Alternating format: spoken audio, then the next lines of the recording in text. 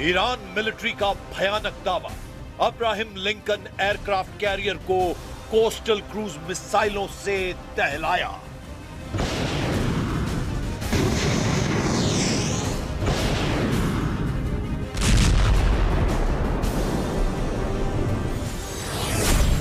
Israel पर हर एक घंटे में 10 मिसाइलों के धमाके करने लगा ईरान।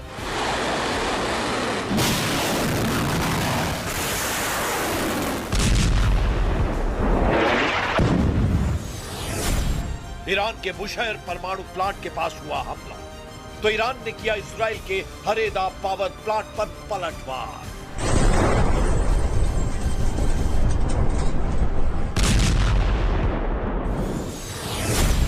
ईरान के रास्ते में पाकिस्तानी जहाज सेलन ने घुसने की जुर्रत की तो रेवोल्यूशनरी लड़ाकों ने दौड़ाकर हॉर्मुज से खदेड़ दिया है।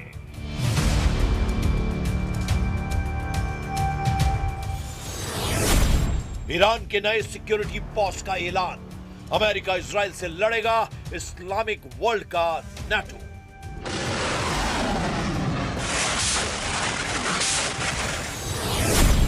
नेतन्याहू के ग्रेटर इजराइल में लेबनान का 10% खाड़ी के 7 देश पर कब्जा प्लान एक्टिव।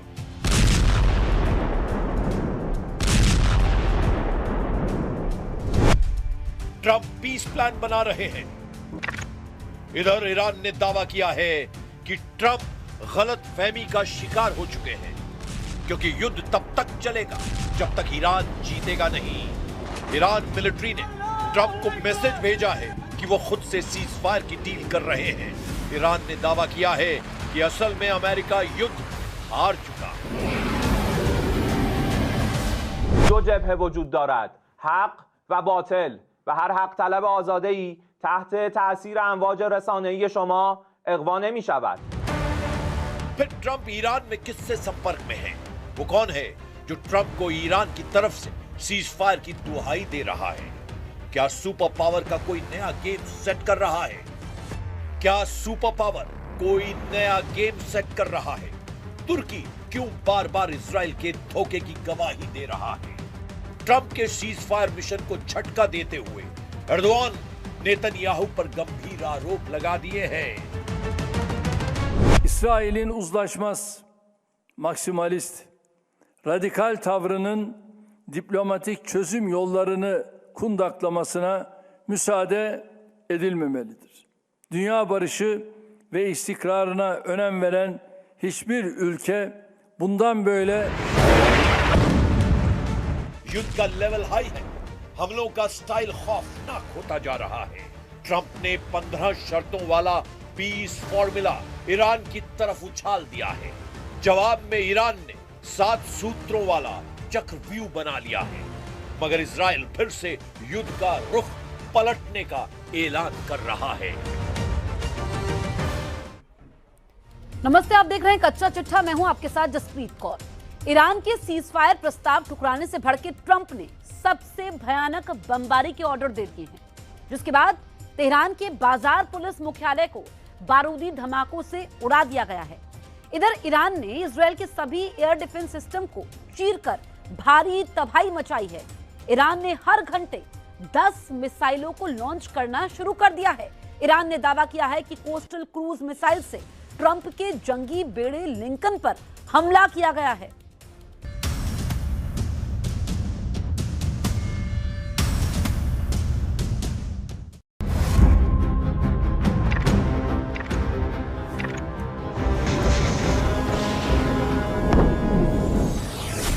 ईरान ने अपने बूशहर पावर प्लांट का बदला इजराइल के हरेदा पावर प्लांट को दहलाकर ले लिया है। ईरान का यह पलटवार बता रहा है कि वो मिसाइल के बदले मिसाइल मारेगा, बम के बदले बम मारेगा,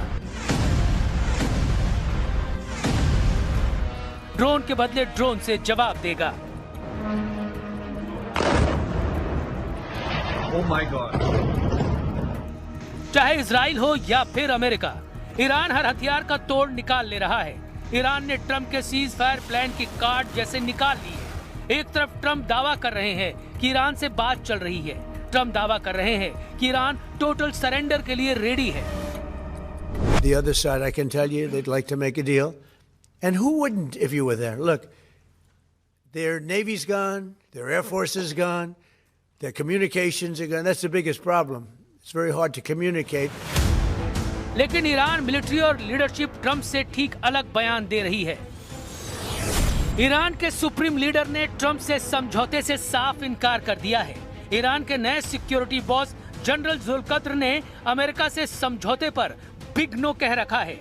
जिन बाकर कालिबाफ को ट्रम्प अपना आदमी समझ रहे हैं, उन्होंने भी सीज फायर को फेक न्यूज कह डाला है। तब अमेरिका ने ईरान में किसे साथ रखा है? वो कौन है जो ट्रम्प से डील करने के लिए रेडी है? कतर जैसे देशों ने तो इस पचड़े में फंसने से तौबा कर ली है। कतर के विदेश मंत्रालय का आधिकारिक बयान सुन लीजिए। कतर ने अमेरिका ईरान के बीच पिसने से खुद को कैसे अलग कर लिया है। Qatar is not involved in these talks. Our views about any talks, if they exist, are consistent with our very principled position that all conflicts will end on the negotiation table. समझदार मुल्क हवा का रुख भांप चुके हैं, मगर कुछ मौका परस्त युद्ध को भुनाने में लगे हैं। वो अमेरिका ईरान की डील में बिचौलिया बनने के लिए उतावले हैं। अमेरिका इजराइल ईरान की लड़ाई में नंबर बनाने के चक्कर में कुछ देशों ने हद पार कर दी है। पाकिस्तान का जनरल मुनीर दावा कर रहा है कि वो ट्रम्प का पीस प्रस्ताव ईरान को भेज चुका है। तुर्की के स्वयंभू खलीफा एर्दोआन दावा ठोक रहे हैं कि युद्ध की मध्यस्थता वही कर रहे हैं। रूस ने कहा है कि ट्रम्प के 15 शर्तों वाले प्रस्ताव की रिपोर्ट भरोसे लायक नहीं है। Такого рода информацию иранские наши друзья нам не передавали. Это первое. Второе. Мы не знаем, насколько достоверны все эти сообщения. रूस की बातें ईरानी मिलिट्री से मेल खाती हैं, जिसने जानकारी दी है कि उसकी सीज फायर पर किसी से कोई बात नहीं हो रही है। इजराइल ने भी युद्ध को रोकने का कोई सिग्नल नहीं दिया है। नेतन्याहू अपने सलाहकारों के साथ नए सिरे से सिक्योरिटी मीटिंग कर रहे हैं। उन्होंने सिक्योरिटी कैबिनेट को भी बुलाया है। इजराइल ने अब तक ईरान में अपने सभी टारगेट हिट नहीं किए हैं। नेतन्याहू का प्लान ट्रम्प से बिल्कुल अलग है। ट्रम्प दावा कर रहे हैं कि उन्होंने ईरान में लीडरशिप का सफाया कर तख्ता पलट कर दिया है। ईरान में नए ग्रुप के साथ उनकी अच्छी बातचीत चल रही है। We have really regime change. You know, this is a change in the regime because the leaders are all very different than the ones that we started off with that created all those problems. So this was, I think we can say, Jason, this is regime change. जब Trump युद्ध का खात्मा चाहते हैं तो Iran उन्हें झटका देने लगा है। ईरान ने सुपर पावर के करियर को मिसाइल से दहलाने का दावा किया है।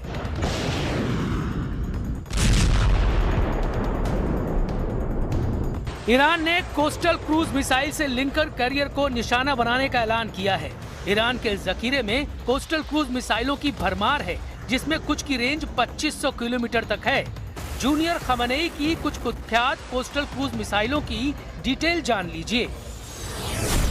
ईरान रेवोल्यूशनरी गार्ड के navy Abu Mahdi coastal cruise missile से लैस है, जिसकी रेंज 2500 किलोमीटर तक है। ईरान नेवी के पास होवेजे क्रूज मिसाइल है, जो सतह से सतह पर सभी मौसम में हमला करती है। ईरान की सौमार लंबी दूरी की क्रूज मिसाइल है, जो जमीनी टारगेट को निशाना बनाती है। इसके साथ राद, नस्र 1 और कौसर ईरान की बदनाम कोस्टल क्रूज मिसाइलें हैं। समंदर से जमीन पर चलिए, ये इराक में ट्रम्प का विक्ट्री कैंप है। ईरान समर्थक लड़ाकों ने सुपर पावर के विक्ट्री कैंप को धुआं कर रखा है।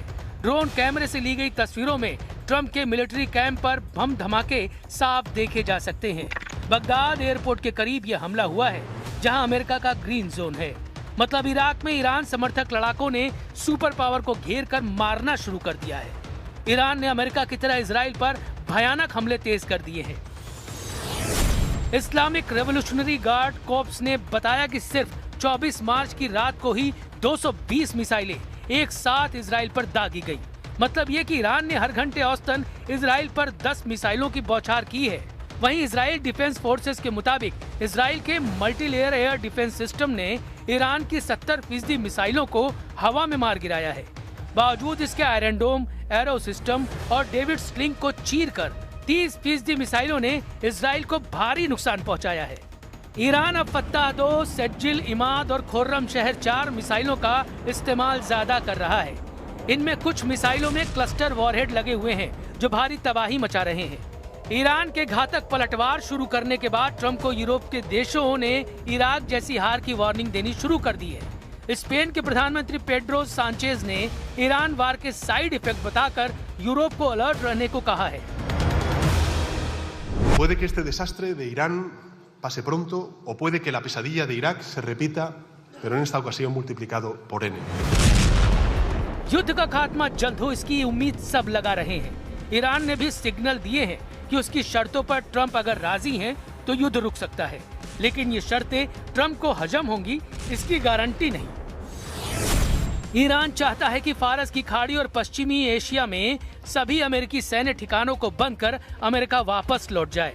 ईरान ने मांग रखी है कि होर्मुज स्ट्रेट से गुजरने वाले सभी कारोबारी जहाजों से टोल टैक्स वसूलने का अधिकार सिर्फ उसके पास रहे। ईरान को युद्ध के दौरान अमेरिका और इजराइल के हमलों से हुए पाई के नुकसान की भरपाई चाहिए। ईरान की ट्रंप से डिमांड है कि उसके ऊपर लगाए गए सभी प्रतिबंध हटाए जाएं। यही नहीं, भविष्य में ईरान के खिलाफ कोई भी युद्ध थोपा नहीं जाए, इसका पुख्ता इंतजाम करना होगा। ईरान ने कहा है कि वो बगैर किसी बातचीत के अपनी बैलिस्टिक मिसाइलों का प्रोडक्शन जारी रखेगा। ईरान ने लेबनान में हिजबुल्लाह के खिलाफ होने वाले इजरायली हमलों को रोकने की भी डिमांड रखी है। सुपर पावर के लिए शर्तों वाली ये हड्डियां हजम करना करीब करीब नामुमकिन है। वहीं ईरान साफ कर चुका है कि वो खाड़ी से इस बार अमेरिका को खदेड़ने के बाद ही रुकेगा। نه خبری از سرمایه گذاری هایتان در منطقه خواهد بود و نه قیمت سابق انرژی و نفت را خواهید دید تا وقتی که بفهمید. ईरान ने इजराइल के परमाणु सिटी डिमोना पर हमला कर खौफनाक इरादों का एहसास कराया है, लेकिन इजराइल ईरान की कसर लेबनान में तबाही मचाकर निकाल रहा है। इजराइल लेबनान के 10% जमीन पर कब्जा कर गाजा जैसी बढ़त बढ़ाना चाह रहा है। लेबनान में ये कामयाबी नेतन्याहू के ग्रेटर इजराइल की तरफ पहला बड़ा पड़ाव साबित हो सकता है, लेकिन इजराइल भी जंग को जल्द खत्म करने के मूड में नहीं। ईरान के खिलाफ ग्राउंड ऑपरेशन शुरू करने के पहले सिग्नल मिल गए हैं। डोनाल्ड ट्रंप ने कह दिया है कि वो अब सीजफायर नहीं करेंगे क्योंकि अमेरिका इस वक्त ईरान पर हावी है। लेकिन एक रिपोर्ट के मुताबिक इस पूरे ऑपरेशन में खाड़ी देश भी शामिल होने जा रहे हैं। ईरान को कुचलने के लिए 4 देशों ने मिलकर कसम खाई है।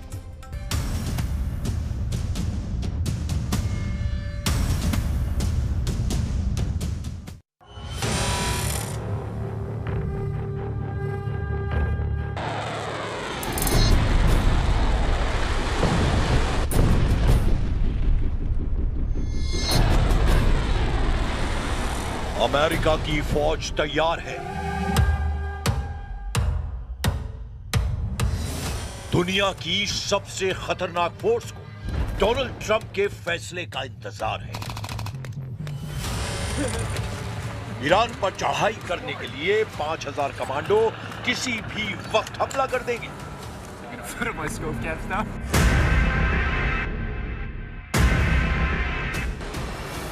लेकिन इस फौज का ईरान में टारगेट क्या है, ये सबसे बड़ा सवाल है, क्योंकि 24 घंटे के अंदर युद्ध बदल चुका है। क्या डोनाल्ड ट्रंप अब ईरान के खार्क द्वीप पर नहीं बल्कि खुजेस्तान पर हमला करने जा रहे हैं? क्या अमेरिका के ग्राउंड ऑपरेशन में सऊदी अरब भी शामिल होगा? बहरीन, कुवैत, यूएई और कतर भी ईरान से लड़ने के लिए फौज भेजेंगे? क्या ईरान के खिलाफ खाड़ी देशों को मिलाकर अमेरिका ने शुरू कर दी है वर्ल्ड वॉर?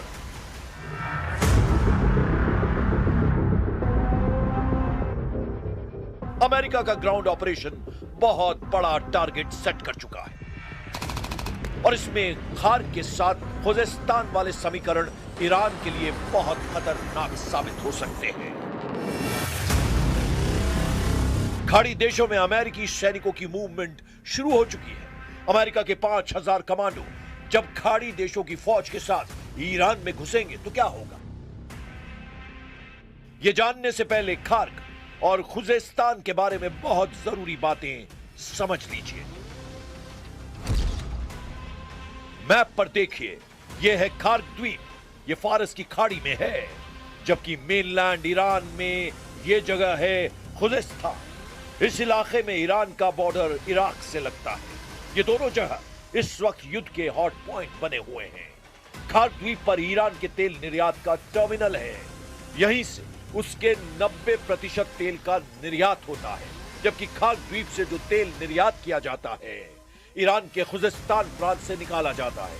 खुजेस्तान को ईरान की ऊर्जा राजधानी कहा जाता है। ईरान का 80% तेल खुजेस्तान की जमीन से निकाला जाता है।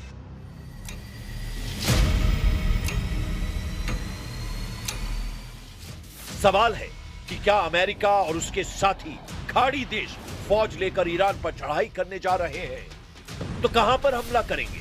उनका हमला खार्क पर होगा या फिर खुजेस्तान पर होगा?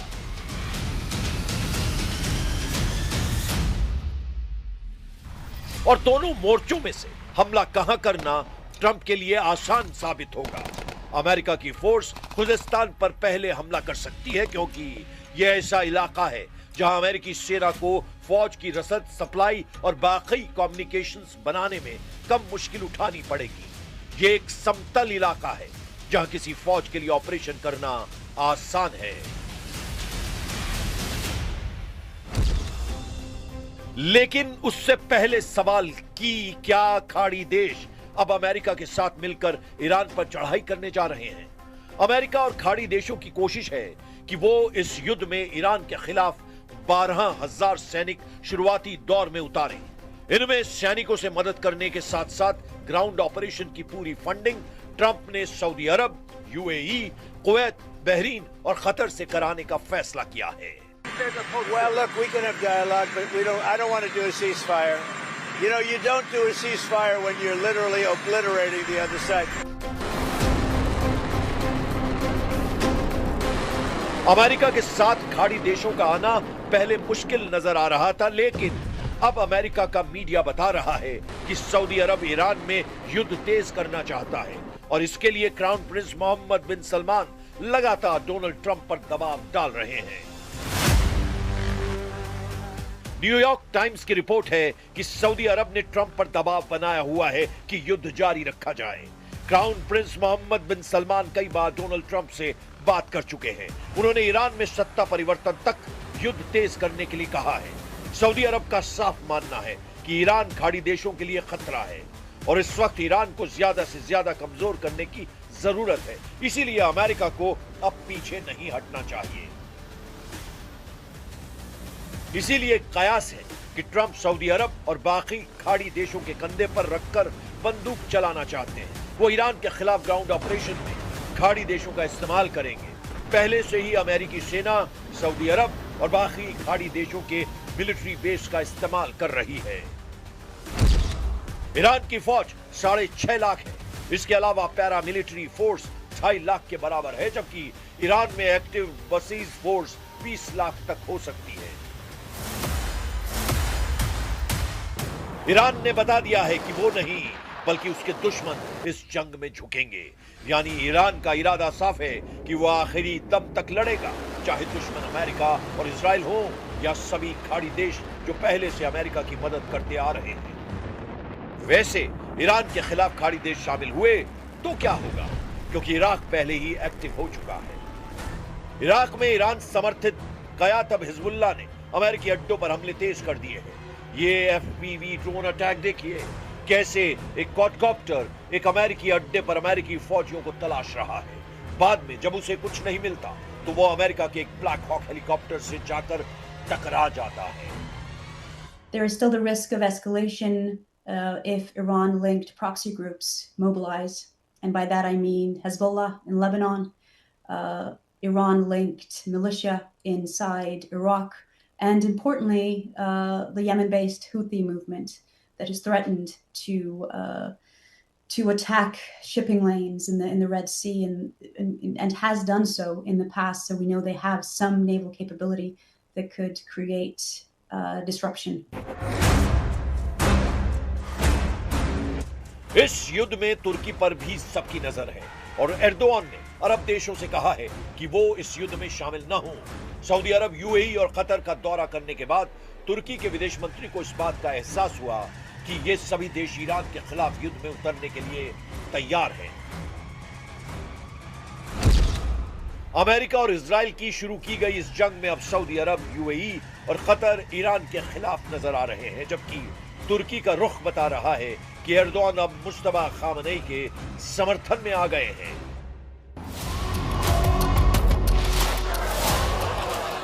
ये ऐसे वक्त में हो रहा है जब ट्रंप के 5000 कमांडोज ईरान की सरहद में दाखिल होने के लिए तैयार कर दिए गए हैं। खार्क और खुजिस्तान हमला कहां होगा, बस ट्रंप को इसका फैसला करना है। लेकिन तुर्की से बयान आने के बाद ईरान को एहसास हो गया है कि वो इस जंग में अकेला नहीं है। ईरान के स्पीकर मोहम्मद बाकर खालिबाफ ने कहा है कि ईरान अमेरिका की हर हरकत पर नजर रखे हुए है। अमेरिका की फौज की गतिविधियां देखी जा रही हैं। अमेरिका के सैनिक ट्रंप और नेतन्याहू की गलत फहमियों का शिकार बनेंगे। ईरान का इम्तिहान लेने की कोशिश न करें ट्रंप। युद्ध की शुरुआत अमेरिका और इजराइल ने की है, लेकिन इस जंग में ईरान लगातार आक्रामक होता जा रहा है। ईरान के विदेश मंत्री अब्बास अरागाची ने अमेरिका और इजराइल को बहुत बड़ी धमकी दी है, डराने की कोशिश की है। अब्बास अरागाची ने कहा है कि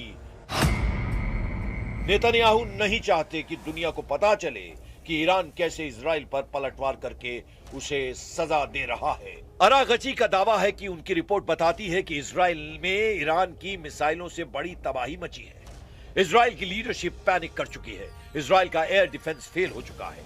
सबसे अहम बात, अरागची ने कहा है कि अभी तो ईरान ने सिर्फ शुरुआत की है।